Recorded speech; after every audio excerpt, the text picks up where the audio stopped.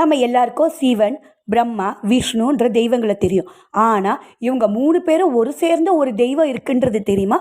அவர் பேர் தான் ஏகபாத மூர்த்தி. மும்மூர்த்திகள் ஒரு சேர காட்சியளிக்கிற திரிபுர காட்சியான தெய்வம் தான் ஏகபாத மூர்த்தி. பெயருக்கு ஏற்ற மாதிரி ஏகபாதர் ஒற்றை காலில் நின்றுட்டு இருப்பாரு.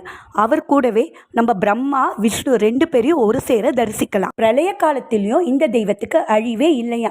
ஏகபாதர் இடத்துல தான் அனைத்து தெய்வங்களும் மற்றும் அனைத்து உயிர்களும் சங்கமமாகுமா. பிரளய காலம் உலகமே அழிஞ்சதுக்கு அப்புறம் புதுயுகம் பிறக்க இவருடைய சிருஷ்டியே காரணமா இருக்குமா. பிரதானமா இந்த மூர்த்தியை நம்ம நிறைய சிவாலயங்களில் தரிசிக்கலாம். பூரட்டாதி நட்சத்திரத்தின் அதிதெய்வதையே ஏகபாதர் ஆகும்.